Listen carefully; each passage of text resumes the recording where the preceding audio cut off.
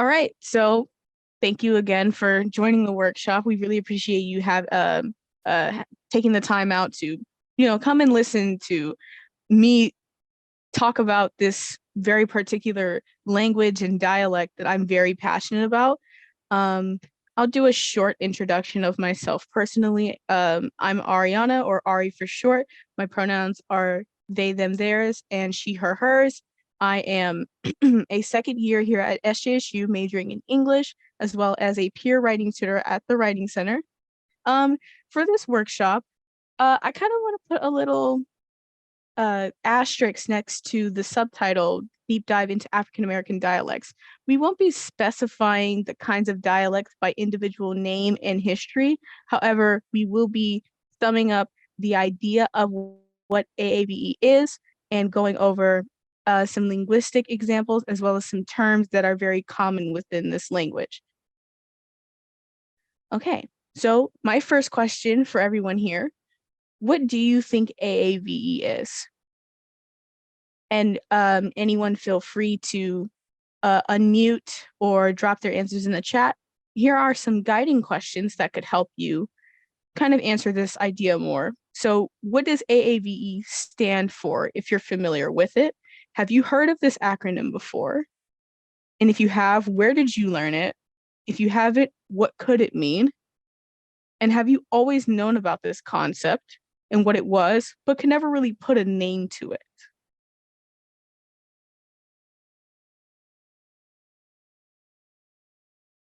Answer in chat, a couple answers. Someone says, I think it stands for African American Vernacular English. Okay. And someone else also says African American Vernacular English from college class. Awesome. Okay. Great answers. So both of those answers are correct. AAVE does stand for African American Vernacular English. So what does that mean? What is AAVE?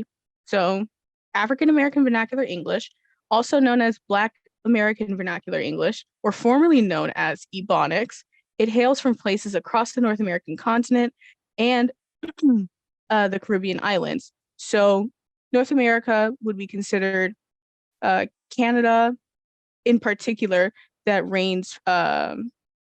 African American Vernacular English hails from, besides the United States and Caribbean islands like Haiti, Barbados. Let's see. Yeah, but Caribbean, Jamaica. And someone in chat says AAVE is new for me. I think it refers to African American private language. So very close. African American Vernacular English does include Creole languages, and essentially Creole is a mixture of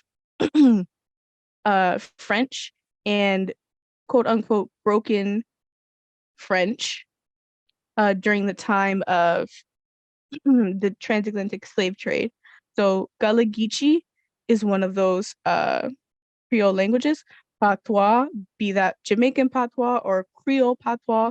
You have Louisianian or Cajun Creole and Haitian Creole. Some other derivatives of African American Vernacular English are Hip Hop Nation language and ballroom culture slang. Okay. So here's some more historical context on this particular language. It is theorized by linguists and language scholars to have developed during the transatlantic slave trade. At that time, enslavers had refused to teach enslaved Africans how to read, write, or speak Standard American English, or SAE, through formal education, such as public schooling, or simply learning how to read the books that could have been provided, but were deprived of enslaved Africans during that time. So in order for enslaved Africans to communicate, they would learn by ear or teach them, they learned by ear or taught themselves and each other essentially how to communicate with SAE while also incorporating West African languages. So what is not AAVE? There are very many misconceptions. However, we'll be going over 3 in particular in this workshop. The first misconception is that AAVE is Gen Z, Generation Z slang, internet speak, or Twitter lingo. Now, with this misconception, it implies that AAVE is non-generational and is only predominant among younger generations, which is simply not true. Older generations can use and have used historically AAVE since it has been around for such a long time. A lot of the common phrases that we hear nowadays that are considered AAVE, if anyone would like to drop some examples in chat, I can name some at the moment. Things like period, spelled with a T at the end, or purr, like the onomatopoeia, how you would describe a cat. Those are examples, and you may be familiar with those due to mostly the internet, especially Twitter or even TikTok. So this misconception is very harmful since it stigmatizes this idea that older generations cannot use this kind of language. The second misconception is that AAVE is broken or lazy English. Now, this is simply not true because as linguists have gone on to study, there are specific grammatical rules that need to be followed in order for this to be considered AAVE. So take an example, the word finna. The word finna is a derivative of the word gonna or going to. Finna is a shorter version of fixing to, which you cannot use that word in certain contexts because then it would be considered incorrectly. And I will be able to show you an example just in a moment. And the third misconception is that AAVE is just slang words from rap or hip hop. While AAVE is predominantly used by hip hop or rap artists, especially those who come from more urban communities, AAVE can be found in middle class African American families as well. And besides that, it has existed long before rap or hip hop ever came to be. So here I have some short phrases that you might be familiar with or might have heard around. First one, her child finna slay. Now, does this sound like anything in AAVE? Does it mean anything in particular? The answer is no. It doesn't mean anything in particular. So this is not considered AAVE. This has no grammatical meaning. And essentially, it's just a bunch of terms put together in one sentence. The next one. This is so bus. No, the specific term here is the word bus. If anyone is familiar with this term, if you'd like to write it in chat, how this is typically used, if you're familiar with it. This sentence is also not considered AAVE. In particular, this word is supposed to be a shortened version of bussin', which essentially means good. Something is good, usually referring to food. However, in this sentence, it is not using the full term and therefore incorrect. I finna be in the pit, you heard? This one is also kind of silly. Again, using finna in a slightly weird way, where this is also not considered AAVE. Again, taking a couple words that are familiar and common within AAVE, but used in a sense that it is simply just mashing them together. Also, if you were to replace finna with fixing to, it does not grammatically fit into this sentence. I'ma keep it a stack, no cap, on God. Again, kind of a mishmash of several phrases that kind of all mean the same thing. So this is not considered AAVE. You can say any of these three sentences, I'ma keep it a stack, or no cap, or on God. You can say any of those separately. Usually they are used separately. Using them all in one slew of a sentence is considered incorrect. And then me as F. Now, this is using an expletive, but this is also not considered AAVE. With the last part, ASF, it is explicitly not used to describe the individual.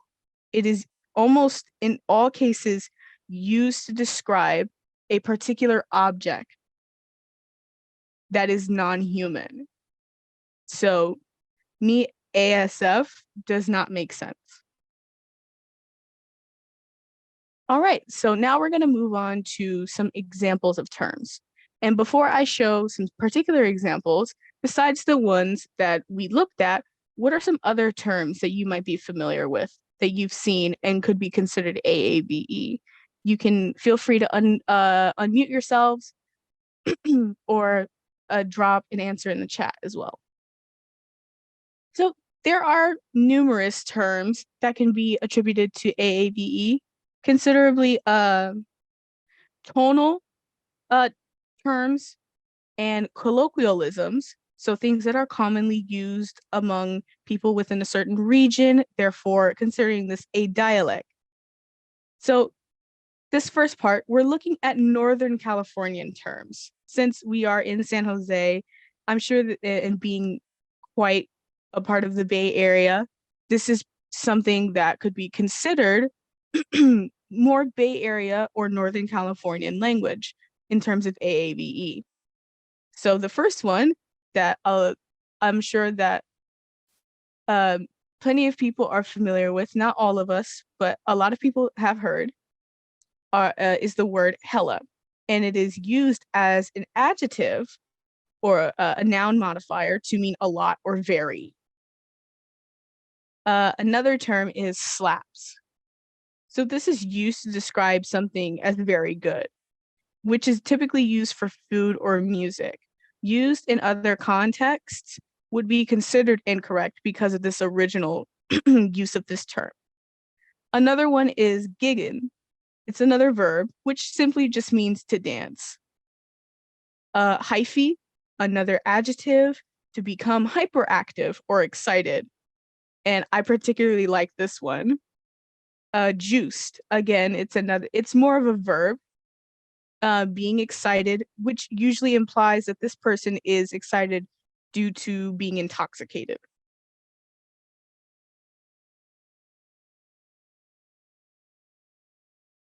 Right, and here is another set of examples of terms where these are more nationally used terms, things that you would find across the United States and possibly in other places in the world, but mostly hailing from the United States. So the phrase for real, which means you're being serious or not pretending about something. Bae, a noun, which means a term of endearment for one's romantic interest or partner. Woke is considered to be a part of AAVE. It's an adjective to describe someone as being elevated beyond common or basic knowledge. And as we saw earlier, the word bussin', it's a verb, which is exclusively used to describe food, and it just means delicious or amazing.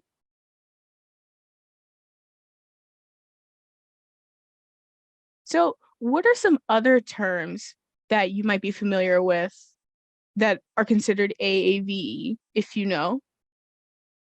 You can always think about that question and keep it on the back burner, or you can also drop them in chat or feel free to unmute yourself.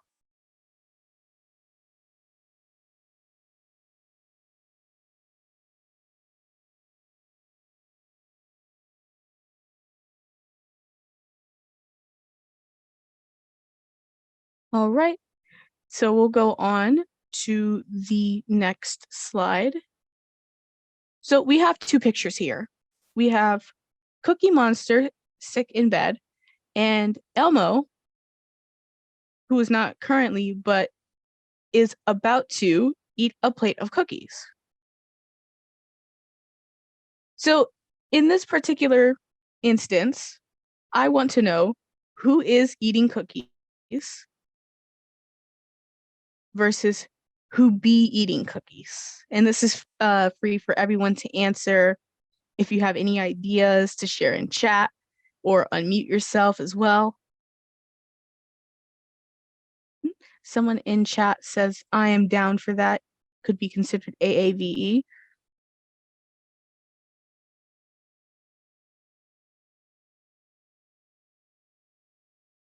So what do you all think? Who is eating cookies versus who be eating cookies?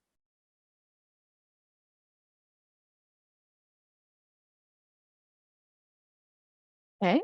Someone says Elmo is eating cookies. Oh, right. So if Elmo is eating cookies, who be eating cookies? Cookie Monster is the one who be eating cookies, someone says. Awesome. All right. So this linguistic example is what we call the habitual be.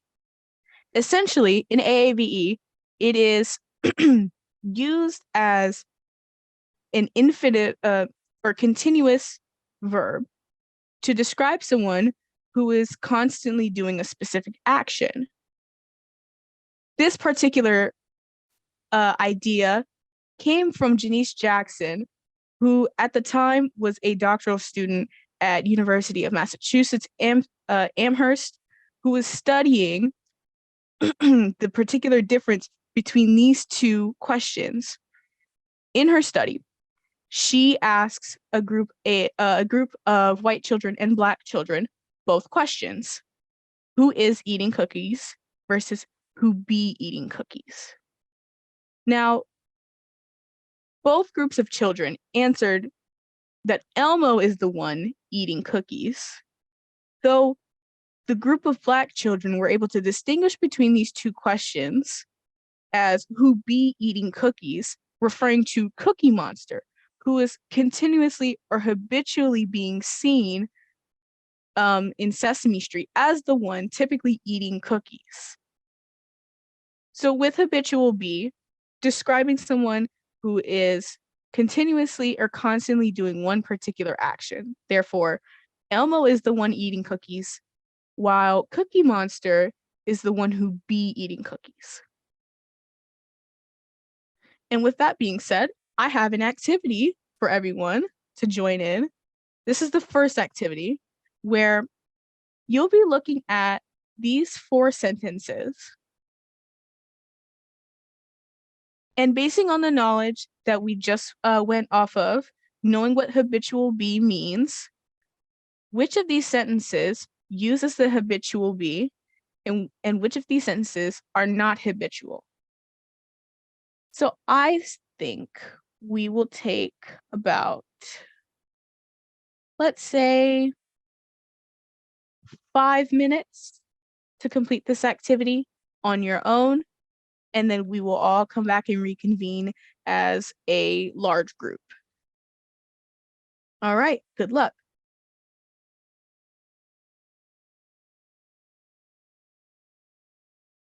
All right. Hope you guys feel good about your answers, feel good about the the examples that I have up here. So before we reveal the correct answers, if you like, you can feel free to drop your answers in the chat or unmute yourself and verbally express which ones are using the habitual be and which sentences are not using the habitual be. I think that maybe, if I understand correctly, that number 1 is habitual be, it's continuous. And number 2, I'm waffling on because she's at school all day, so she's doing something continuously. However, her activities during the day at school are different. So I'm sort of, I'll just say it's not the habitual be. And the other two, I don't think they are as well. Okay, thank you so much for sharing your answers. I really appreciate your thought process as well. Thank you. All right, anybody else would like to share out their answers? I see a message here in the chat. Amy says 2 and 3 might be habitual. Okay. Yeah, these are kind of tricky. And usually with finding which ones are habitual be, you would need more context with surrounding sentences.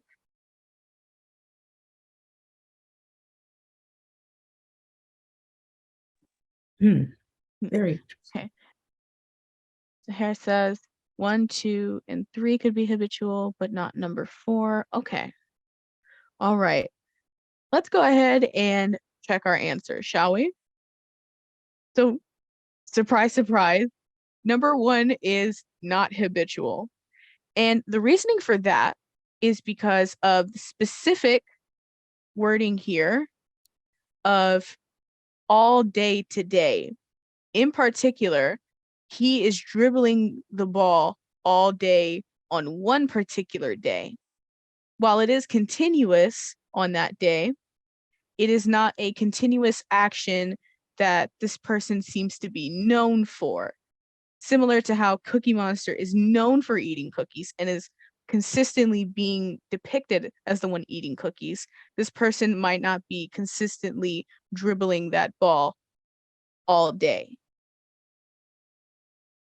Or every day in this case. Number 2 is considered habitual. And again, more context would be helpful with these sentences. However, in this particular one, there is an implication that the person being talked about is consistently going to school. Therefore, the person who might be referencing the the she in the sentence is talking about her consistent behavior at the school. For number 3, this sentence is also habitual. So they must be putting their foot into that pie because it'd be real good every time. With the first be, this one would not be considered habitual. However, the second part is. So this one was a little bit tricky. We're particularly looking at the second half of the sentence, where it'd be good, real good every time. So this person's pie is considerably and consistently delicious every time that they make this pie. And number 4 is not habitual. In this particular case, the copula of the verb is refers to a current moment where this person is talking about how it could not be them in that moment that this person is talking to them like that. All right, but thank you so much for your answers and great work. I really appreciate that. Now on to the second activity where it's similar to the first one.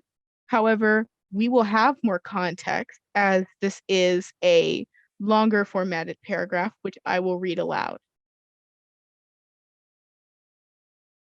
She ain't know what to do, she said to her husband. I thought she been knew that that man was no good for her.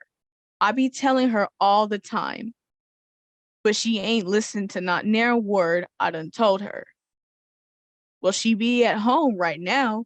Go see what she up to, her husband suggested. She waved him off. I don't want to bother. She be hard-headed. I'll leave her like that till she come to her senses. Then the woman heard jumping from upstairs. That boy upstairs be jumping up there. I told him not to. Thank you for listening to my narration of that. The bolded sentences are the ones that we're going to be looking at, and understanding which ones are habitual and not habitual. We'll take about the same amount of time as we did for the last activity. Well, actually, let's take about, I'll say 7 minutes instead of 5, since there might be more context and a little bit more rereading to do in this particular paragraph. So we'll reconvene and as a large group and share our answers once again. And good luck with this paragraph, everyone.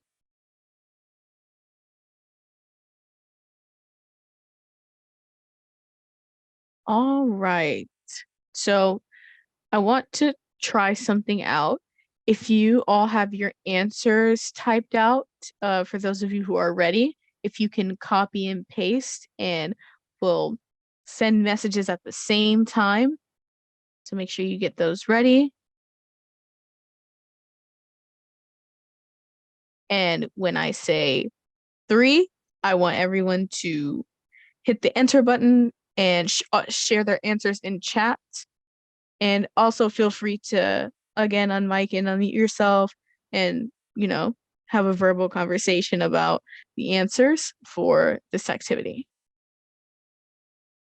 All right, I hope everyone's ready, because I will be going ahead and doing the countdown in 1, 2, 3.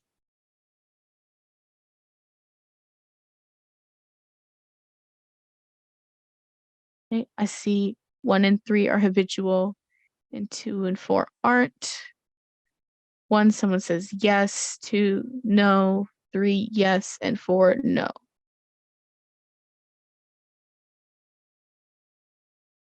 And then I also see yes and no. And then yes, and are these in order of the? Yeah, I'm sorry, I messed up. It's all right. Yeah, so I'm talking again. I was pondering it, so I said that yes, for the first one, and the second one, no.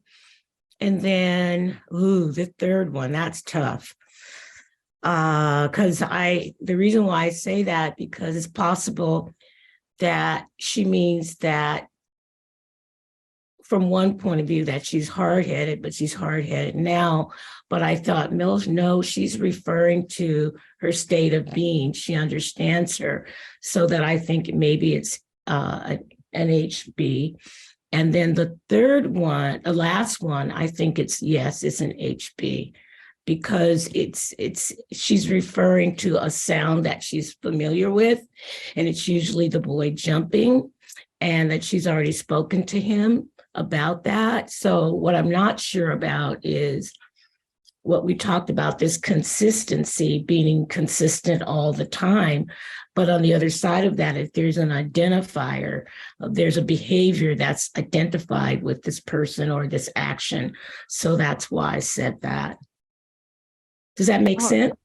Yeah, that definitely makes a lot of sense. The way that you described, especially the third one, where this one is pretty ambiguous in its context, though we see the words around it. As you mentioned, the person could be referring to her state of being in general, or could be referring to her state of being in a current moment, i.e., the description of the current moment that this person is talking about, where she's saying that the person is no good for her. Yeah. And a big thank you to everyone who also shared their answers in chat.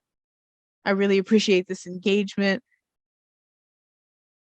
Okay, so let's go on to check our answers. So for number 1, this one is habitual. The biggest giveaway is the phrase all the time. So this refers to the consistent telling of this person of one particular idea. The second one, she be at home now. This one is not habitual. Again, the biggest giveaway is the word now. So this is referring to a current place or position that this person is currently at, which is at home. Now, with number 3, in this specific context, though it was hard to kind of describe and really see, but reading in between the lines, this is habitual. Consistently, this person is being hard-headed, or another way of saying hard-headed is uncooperative, stubborn. And in particular, the first sentence, I be telling her all the time, is the specific context that I was hoping people would look at to consider number 3 to be habitual. As we are, as some people are familiar with, whether that be with themselves or within other situations in life, constantly telling someone something all the time and them not listening, usually you would refer to them as hard-headed. And number 4, this one was also pretty tricky, but this one is not habitual. And that's because the current moment, the woman was hearing the boy jumping upstairs. If the habitual be had been used in reference to her telling him not to consistently, then that would be considered habitual. And as well as, if you were to replace the word be with is, grammatically in standard American English, that would also make sense. So again, referring to a current state of the boy jumping up there. I think too, now that you mentioned that, I think a key word is I told him. You know, it's like so immediate. It's not like I keep telling him. So that's really, thank you. Yeah, and I really appreciate that you noticed that as well, where this person is referring to a previous telling rather than a consistent action of telling, be it previous and current. So a concurrent telling versus a simple previous, maybe once before, telling this person, telling the boy not to jump up there. Yeah, makes sense. All right. Thank you so much to everyone participating in those activities. And I really appreciate your great efforts in figuring out which sentences were using the habitual be and which ones weren't. So to kind of debrief and summarize the parts of this workshop, what are some of the biggest takeaways that you have, and which parts or parts were the most insightful or surprising to learn about in AAVE or in any other idea beyond AAVE? So in general, how language works, how dialects works, etc. Feel free to again, verbally share your answers by unmiking or to drop your answers in chat. I thought the exercise was excellent, you know, for one of the reasons why I joined, because I wanted to understand the dialect, which is mine, but I thought that I would learn, and I did learn something new. I wanted to see how the language and how the vernacular has changed or shifted and how meaning has been given. And I've learned there are a lot of language material that I wasn't familiar with, but the exercises, the be, really forced me to take a deeper look at understanding how words are put together, particularly words like be. When you first brought it up, it made me think of, I remember when I was working years ago, one of my bosses, she was frustrated with something, and she says, I be, you know, and I thought, that's interesting. I be tired of this or whatever. But no, so I found that the whole exercise was very, for me, knowledgeable, gave me a lot of knowledge, expanded the way I think about language. Thank you so much for sharing that, Vicky. I really appreciate your answer and your expression of having this workshop be beneficial, especially learning more about this particular language. Yeah. Oftentimes, most people are not familiar what this is by name, but are familiar with speaking it, are familiar with often seeing stigma around it. So Yeah. being told that it is broken English or incorrect English, and that um a lot of pejorative terms like ghetto or lazy or ratchet is used for AAVE, despite the fact that this language has very strict and particular rules in how it uses parts of speech, how it uses copulas, which is to remove certain verbs from the sentence. Um, there are many features to AAVE that a lot of people are not fully aware of, and understandably so, because it is not taught. That's right. It's not. And I think particular the stigma around it, Mm-hmm. because it's considered to be not a correct English, Right, right, So, exactly. yeah, And this workshop is essentially breaking that stigma. We're yeah, dismantling that kind of negativity that surrounds this language, because a lot of Black people, especially African Americans, Black Americans, and people who are outside of the Americas, specifically the North American continent, speak forms of AAVE. yeah, it's very true. Thank you. Yeah, of course. Sahar says in chat, the concept of a habitual verb was very new to me. It's not super common in many languages, and it was nice to focus on this unique feature of AAB. Yes, thank you so much. It is a very unique feature. Um, Actually, the copula B is also used in other forms of English, but are used to refer to a current state of being. So taking the Cookie Monster example again, where the white children would identify Cookie Monster um, as the one who is eating cookies, while the who be eating cookies was unfamiliar, as they would still point to Elmo. Excuse me, I did misspeak. So the group of white children would point to Elmo for both questions, because B is a similar way of saying who is or what is, as in who is currently doing a certain action. Someone says, the biggest takeaway for me is that this language is super rich in history and was made up as a means of survival. That is a very good point. And when people who aren't Black kind of use it and see it as just another slang term or like a word of the week, it kind of takes away from that history of suffering, and is also kind of off-putting. I'm very glad that you mentioned that, because we often talk about things like code switching within other languages, people who are bilingual, so directly bilingual, such as Spanish, Japanese, Korean, etc. But we don't often talk about this kind of code switching in AAVE, because of the negative stigma around this particular language, where you have to use standard American English and are forced to use it in certain settings, particularly professional and academic. Yeah, thank you everyone for your insight.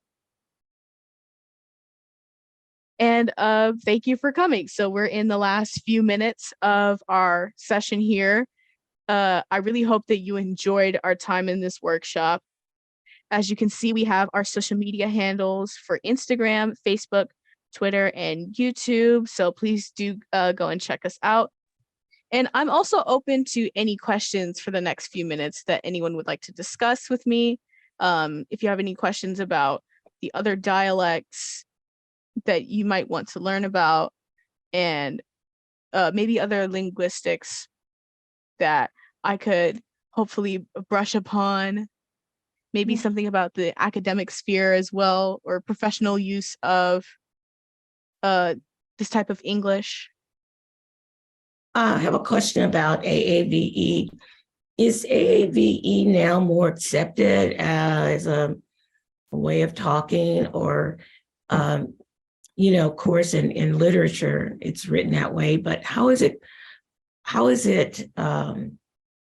perceived, in our culture? And I know you mentioned academic, and I'm sure that I haven't, it's probably wouldn't be something that would be considered academic.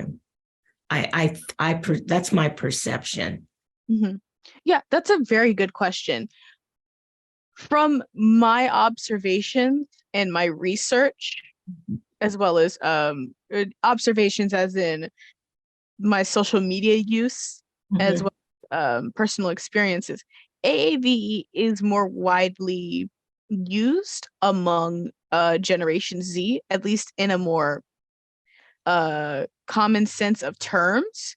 However, it is still stigmatized to where a lot of non-African Americans will use AAVE, in particular, misuse or overuse it to a point of annoyance for some people, be they African American or non-African American, which again places that negative stigma of these certain words surrounding AAVE.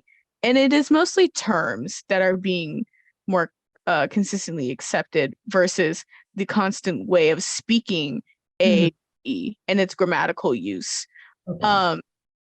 The Oakland School Board of Education in the 90s actually did consider AAVE to be a language and a dialect, and welcomed it as something to teach students alongside standard American English, because they wanted to give more access to their African American population, especially children who seem to be struggling and were not being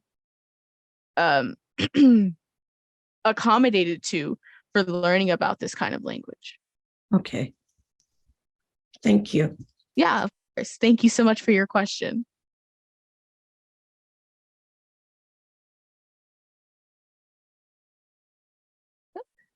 Thank you so much to her. I really appreciate everyone's gratitude for this workshop. I can stick around for a couple more minutes for questions, though you are more than welcome to be on your way since it is 6 o'clock. I really appreciate everyone for joining me in this session. This particular topic really means a lot to me, and I figured I might as well share it with my peers and keep people well informed about it. Thank you for sharing your knowledge. It's really great. And thank you so much for listening and learning more about AAVE.